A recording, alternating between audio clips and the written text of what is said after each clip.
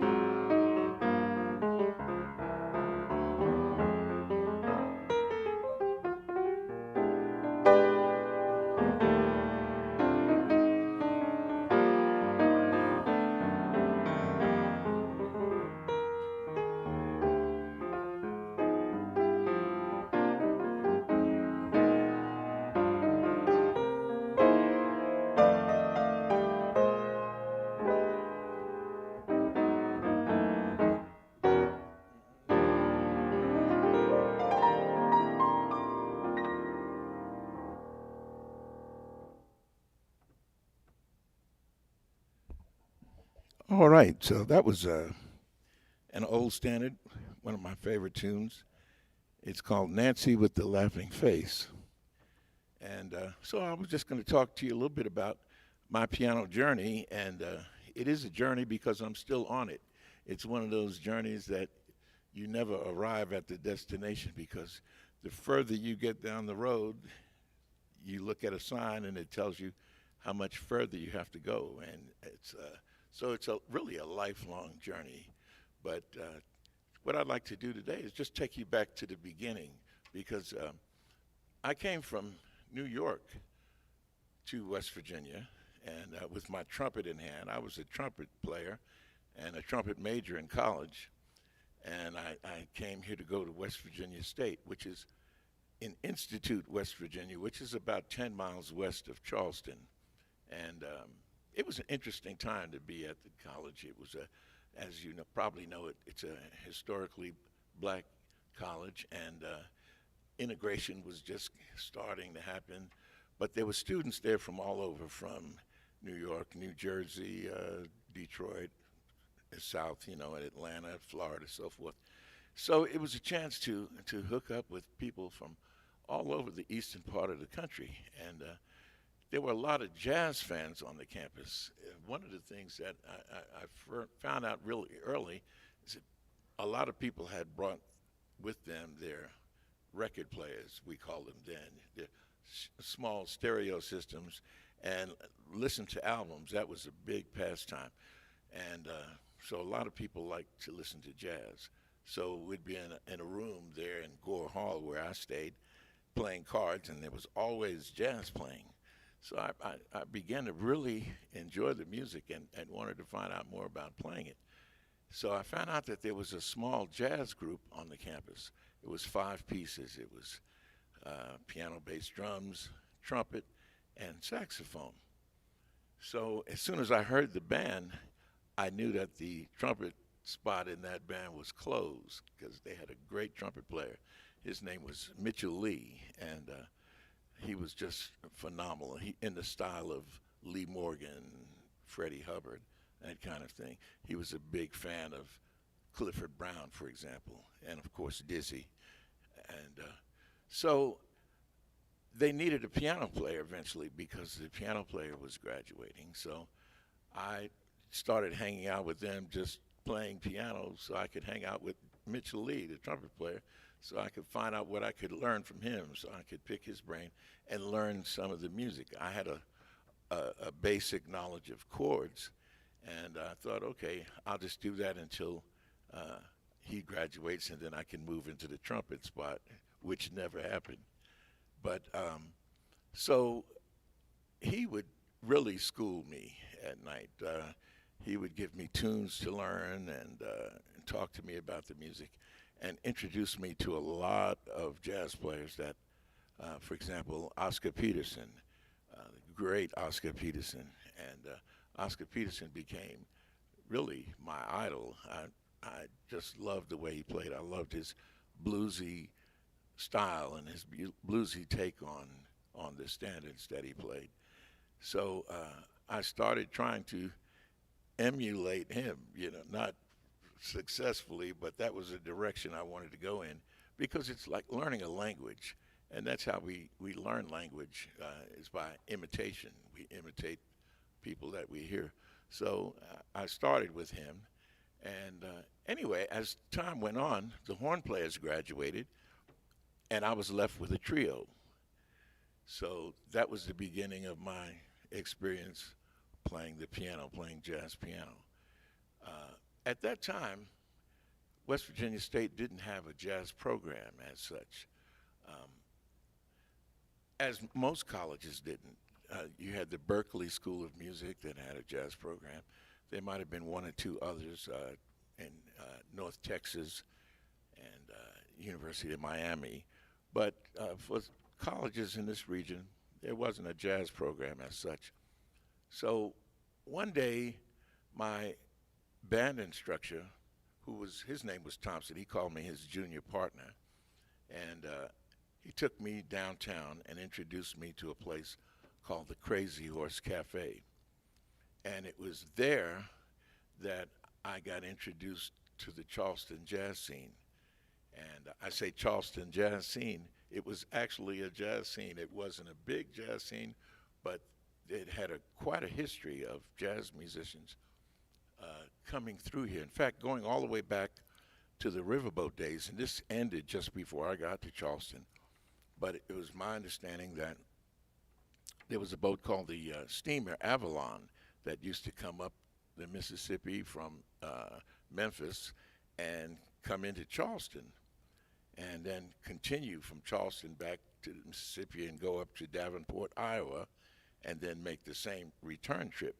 So musicians from Memphis used to get off the boat in Charleston and hang out in Charleston, and some guys from Charleston would get on the boat and play all the way up to Davenport and come back. So there was that kind of exchange going on. But there was an area in Charleston at that time called the Triangle District. The people that lived there just called it the Block, but it was right in the near the downtown area, and it was a really thriving community. It was a black community that had businesses, it had clubs, it had restaurants, it had all kinds of things like that going on. There was some other things going on there too. They had kind of a red light district there too as well. But it's where the culture was taking place. And as in a lot of cities in later years, that whole area was destroyed in the name of urban renewal. And when the interstates came through, that's the area that was torn apart out of the city. But when I was introduced to it, I could go there and hear music and hear great players. There were lots of great players around town, and they were very generous with their time. Like, we had jam sessions, but they would always let us young folks sit in and play and make our mistakes, and but get a lesson in the process. In fact, there was a place called the Palm Gardens, which was more in the east end of Charleston, and it was operated by a guy his name was Shug Davis, and he was an interesting character. Actually, he had been a boxer. That's why he had the name Shug, but he was also an artist. He was very creative with his hands, and he had decorated this place. It was called the Palm Gardens, but along the bar there was sand and palm trees and things like that he had made himself. And in fact, at one time he had been a sketch artist for the New York City Police Department. He was a very artistic guy. He also played bass, he played drums, but in the place there was a piano, and it's set up in the platform behind the bar, and that's where the band played. And if you were playing there, once in a while, Sugar would come up and sit in on drums or bass with you. And so my first time there, I was playing the piano, and he said, "Who's that on the piano?" He said, "Get him off my piano." So that was my challenge. So I went back to the woodshed, back to school, and try to get something together so I could go in there. That was my one goal, just to be able to play there and him not tell me to get off the piano. So, but the other place was the Crazy Horse Cafe. And just to paint this scene a little bit further for you, at that time, liquor by the drink in West Virginia was illegal, although it was happening everywhere, but it was actually against the law. And once in a while there would be a raid, but they would let you know, okay, there's going to be a raid, and you knew that was going to happen, especially around election time and things like that. But it had actually been voted down. So, but these places were after-hours places, and all of the musicians, after you played for your dance or whatever kind of event you had in town, we ended up there at the Crazy Horse Cafe, and that's where the music was passed down from one generation to the next. A lot of great players used to come to Charleston and just spend time. One that I remember quite distinctly. His name was Fats Wright, and he's what I called a two-hand piano player.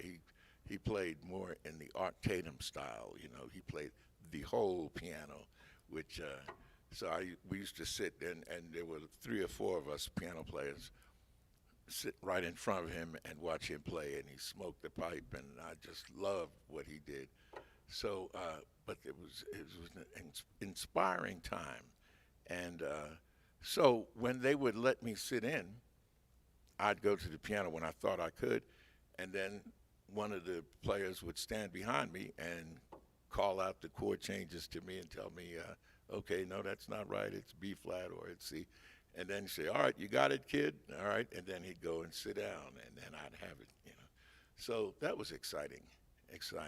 In fact, later on, in later years, I wrote a piece called The Crazy Horse Blues, and it kind of recreates the vibe that was happening at the Crazy Horse Cafe. So here's The Crazy Horse Blues.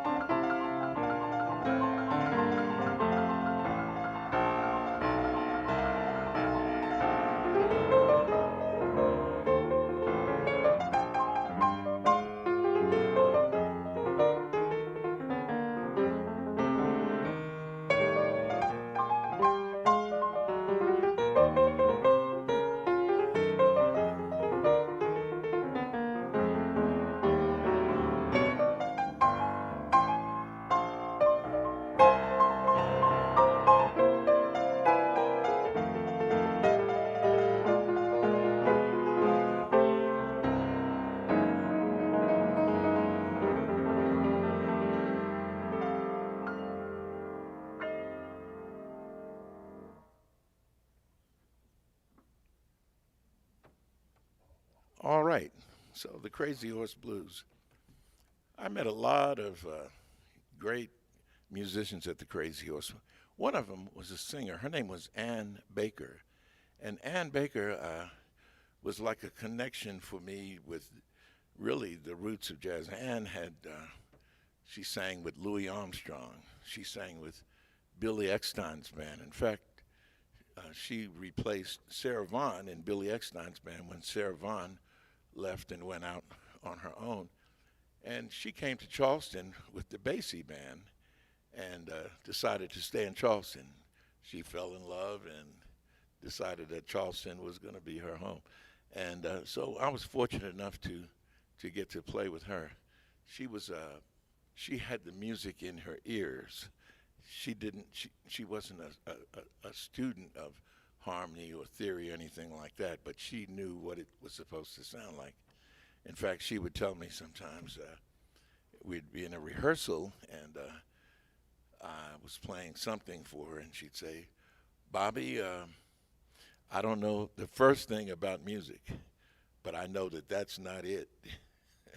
And that was my school, you know. So then I'd keep looking forward, searching, and she said, "There it is. You know, that's what it is." And but that was a great experience. And wherever I was playing, if she walked in the back door and we were playing a blues, she never sat down. She came straight to the bandstand and grabbed the mic. "Bobby, I have to have a piece of this. You know, I need a piece of this." But she was fun. But I learned from her about the spirit of the music. And that was the thing that happened in Charleston. There was a spirit thing going there with that music was fun. We played the music because we had to. It was something that you had to do, not that you wanted to. You had to do it. And it still remains with me to this day. Charleston had quite a history of people coming into town. For example, there was a man called, his last name was Ferguson, Cap Ferguson, and he was a former military person, so I don't know whether the cap had anything to do with his military experience. But he owned a hotel, the Ferguson Hotel, and he brought a lot of entertainers in. Lionel Hampton, Basie, Sarah Vaughan, Ella Fitzgerald was there. Lots of folks like that came into town, and some of them spent time in Charleston, and they would come through there going to other cities that were on the so-called Chitlin Circuit at that time. So that was a hot spot for people coming into town, and it was a focal point where the music was taking place. There was another club called the Shalimar that brought in bands. And Errol Garner used to come into Charleston because he was from right up the road here in Pittsburgh, but he played in Charleston a lot. So with that happening, all of us young musicians, in fact, I don't know whether, there was a great drummer, his name is Butch Miles, and Butch was at West Virginia State at the same time. His goal in life was to play with the Basie band, and which he ended up doing in his career. He left Charleston with a great pianist and singer. Her name was Iris Bell. From there, he got the gig playing with Mel Torme, and then from there, he went on to play in the Basie band. And after that, he played with lots of other folks, Dave Brubeck, just about, a lot of people who were on the scene. And but a wonderful drummer. There were great singers. There was another singer that I got to play with. Her name was India White, and she had come back to Charleston. She had been touring with Lionel Hampton's big band. So there were all of these connections with folks that we could learn from. So I'm going to play another tune for you right now. As I mentioned earlier, Oscar Peterson was one of my idols. And so in just recently I wrote a tune. It's also a blues, but it's called Little Burgundy Blues. And I wrote this because Oscar was from an area right outside of Montreal called Little Burgundy, and a lot of musicians came out of that little area. So here's Little Burgundy Blues.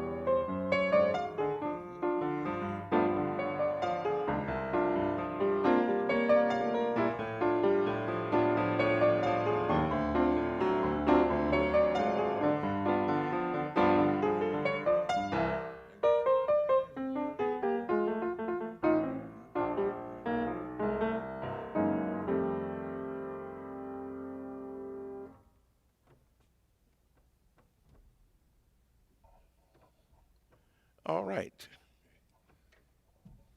There were a lot of organists in Charleston at that time, too. I remember one especially was really a great organist. His name was Winston Waltz, and great player. There was also MacDonald Carey, Fred Childs, but lots of people who played the B3. In fact, that seemed to be a thing in this Midwestern part of the country. A lot of great B3 players. But so that was another thing that was inspirational. When I first met Winston, he was playing the piano, and he left Charleston and was on the road for a while, and he came back, he was playing the organ. But he could really move you with his sound on the organ. In fact, he would reach into your heart, and just twist it.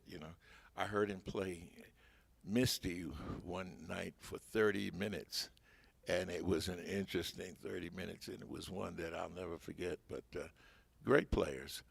I wanted to also mention, let's see.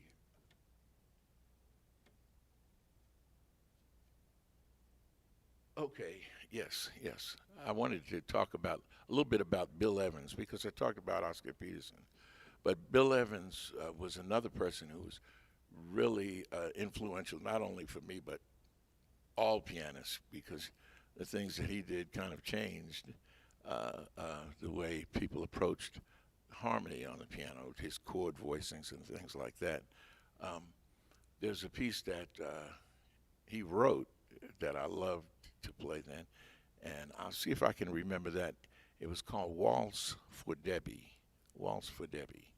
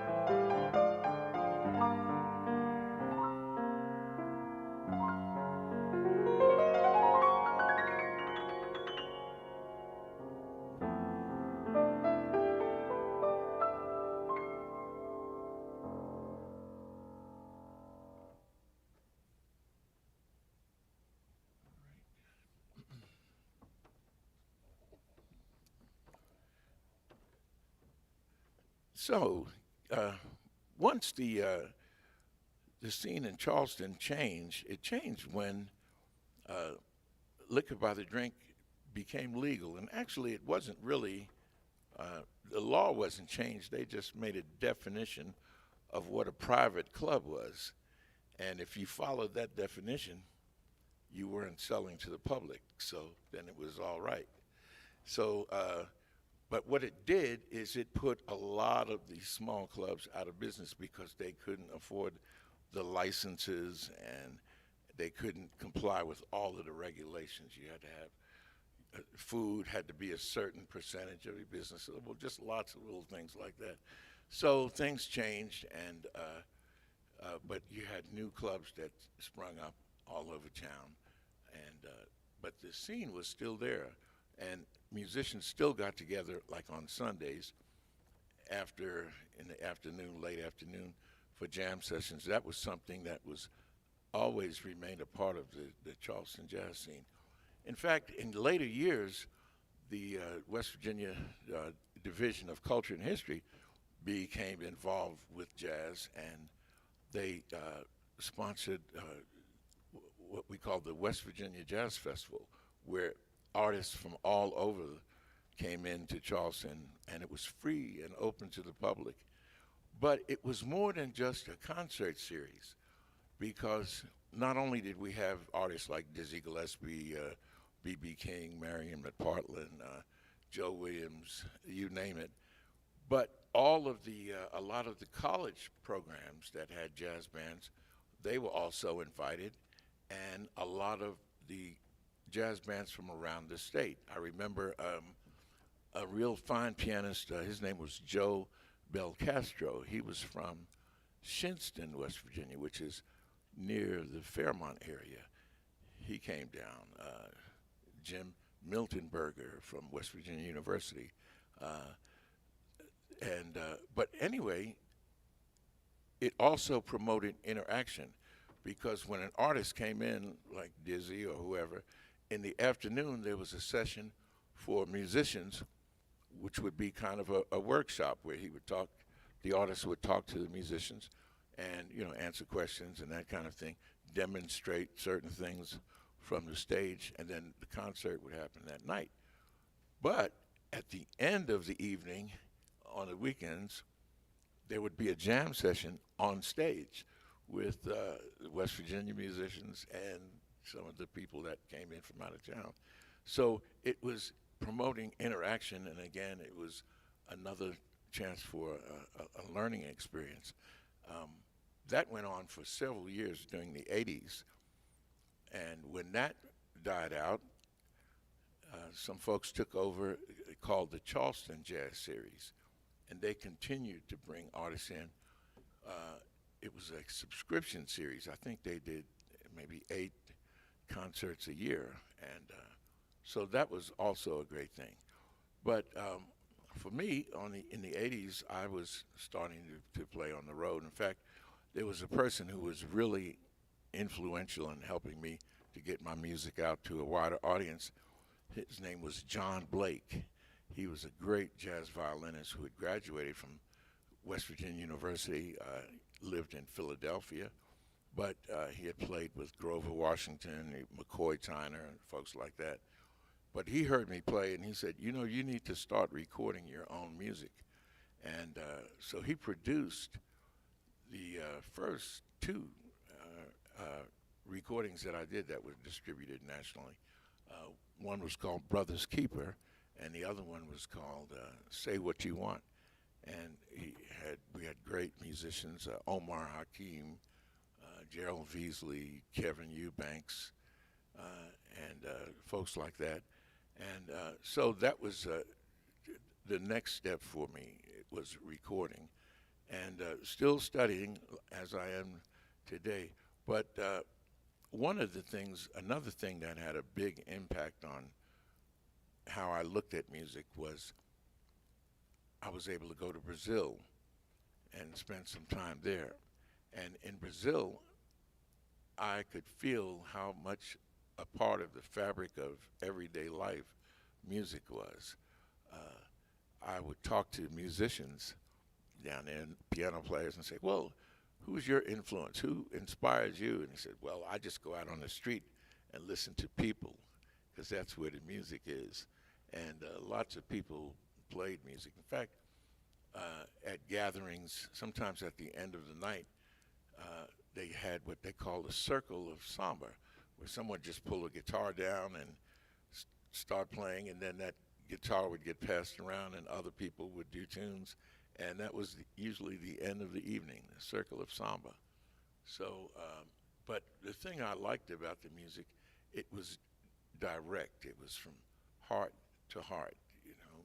It was very, very simple, very direct. Even though some of the harmonies were complex, it still came across in a package that was easily transmittable from me to you. And so I really learned about the heart in the music from the time I spent in Brazil. In fact, let me play a tune for you. This one I wrote, it's called Reunion, Reunion. But it's got a little bit of that flavor.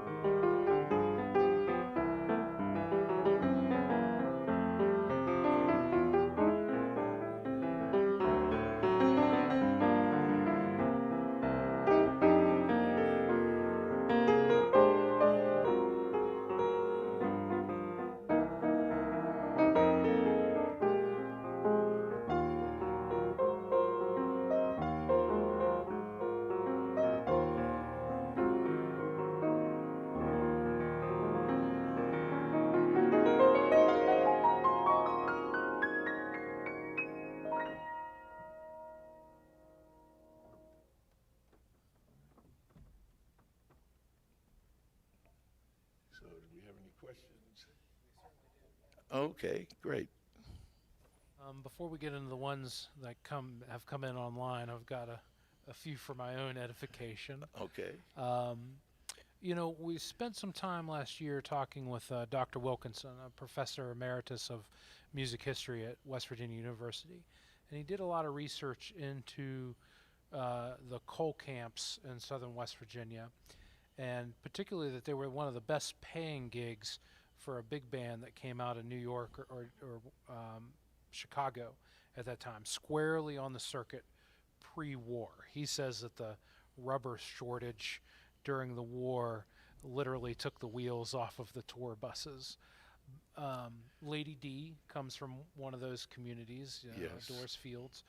And I'm wondering, as a young player in the 60s, were there any echoes of that Southern West Virginia big band scene as bebop and smaller group ensembles took over the popularity? Okay. I didn't know about it then, but I did hear later that folks, Bluefield was one of the areas, and Beckley also, there were some spots there, but I never ventured out into that area or had any contact with that. Yeah, but I heard about it. And then a follow-up to that is, this energy of jazz, like it seems to manifest itself in all kinds of different ways, improvisational styles, across the spectrum. And is there a scene in Charleston now, or is there a way that energy of that triangle area of the block is manifesting itself in Charleston right now that is readily identifiable? Well, there are some folks that are trying to keep that going. The idea of the jazz, the jam sessions, that kind of thing. My drummer, Tim Quartz, who's a fine keyboard player, he he does a Friday thing, and it's still going on. It's been going on for many years now, but with a tenor saxophone who we just lost. His name was Dugan Carter, great tenor saxophone player, and he's the one that actually started that, but Tim is continuing on with it, but where musicians would come and sit in and jam, and so myself and others, we try to pass the music down, so whenever I find somebody who's interested and wants to learn, I enjoy teaching, pointing people in the right direction, just trying to keep, the music alive, because that's the only way it's going to live on, is if we pass it on. It's kind of thing that you can't be selfish with it. You have to get it to the next generation. So, but we find that, especially in the schools and things like that there's still a lot of interest in jazz, and if they just hear the music and don't have to deal with any preconceptions of what it is or what it's going to be, just go and play it for them, and we find that people like it. But as far as that centralization of like an area, that's gone, and that happened in a lot of cities where those kinds of areas were just torn out of the city. It happened in Pittsburgh, it happened here and other places. And so it's hard for that kind of community, and that was one of the things that sustained me, because as you know, if nobody comes to hear you, you can't. All right. Yeah, so it's quite a while now. Were you there? You were there at the first I was taping? on the first show. I was on the pilot show back in, I think it might have been '83 or something like that. But yeah, so I was on the first show. And then I was on the show as a guest many times with my trio. And then in '91, they had a piano vacancy and they needed someone to come in for a little bit. And I said, yeah, I'll do that for a minute. And I'm still there because I enjoy doing the show. It's and I get to hear all kinds of music from all over the world. and it comes right here to West Virginia, you know. So, but I made contact with a lot of musicians. In fact, Larry Coryell, I met him on the show, and then we ended up recording together and things like that. So it's been a great experience, and it's been an opportunity for me to get my music out to a wider audience that I probably wouldn't reach, you know, through your normal jazz channels. But Mountain Stage goes out to, 280 to 300 stations around the country. So it's been great.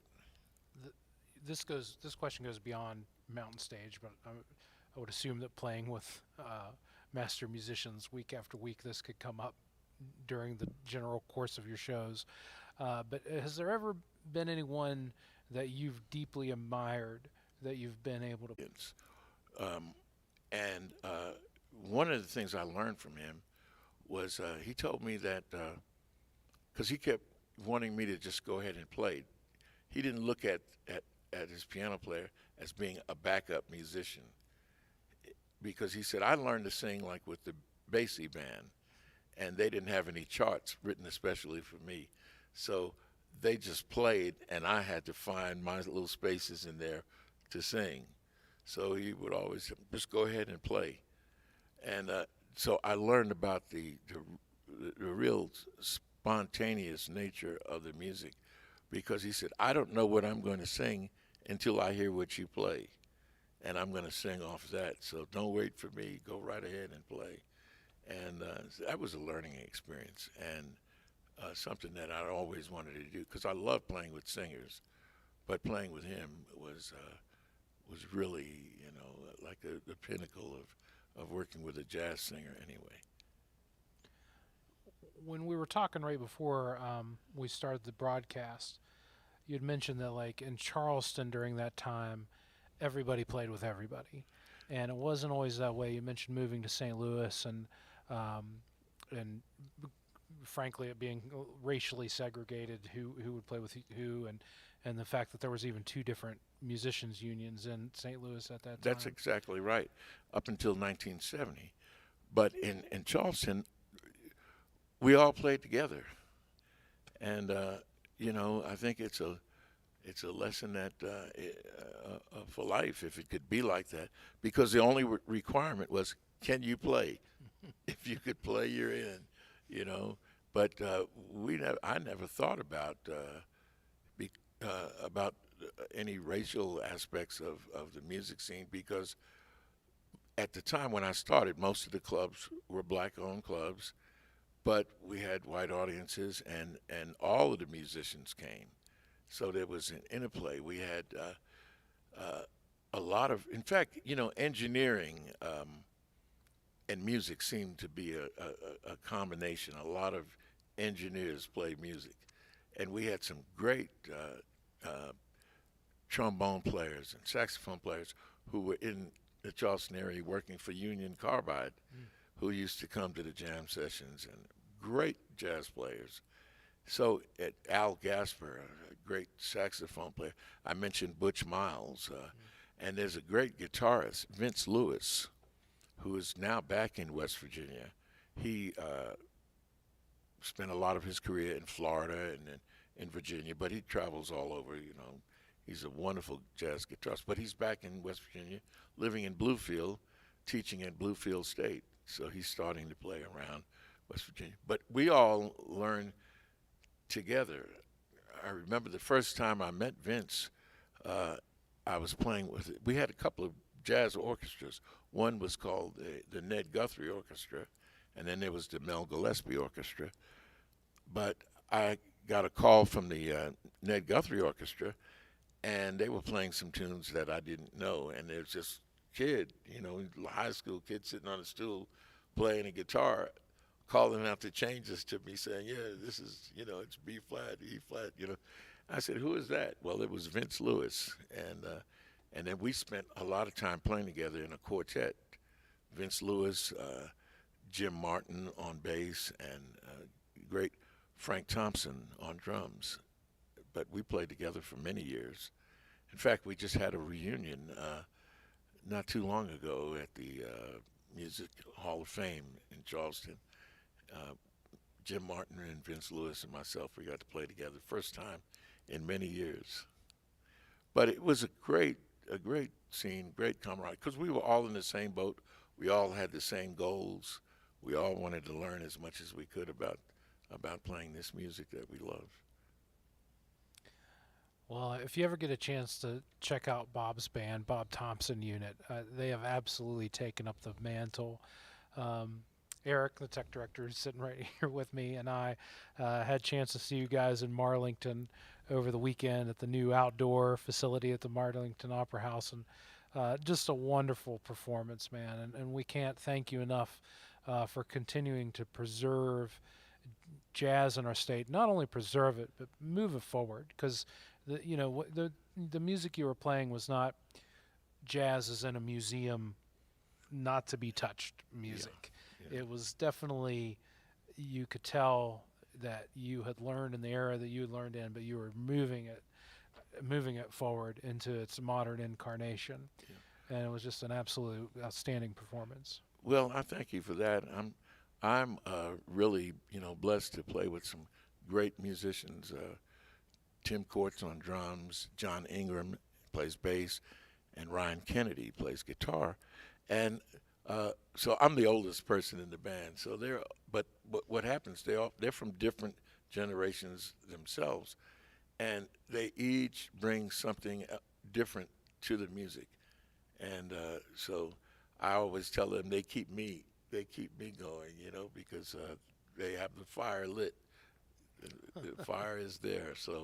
But it's been a blessing, to be able to play with musicians of that caliber. Well, Bob Thompson, it's been an absolute pleasure. We look forward to seeing you any time we can. We look forward to seeing Mountain Stage. Mountain Stage is going to be at the Kennedy Center coming up in November, yes, correct? October. October. Yes. Yeah, I believe it's October the 22nd, I believe. I'm sure we'll all Google when when you guys are going to be at the Kennedy Center. Yes. But what a trip that would be. Kathy Mattea just named as the host of Mountain Stage.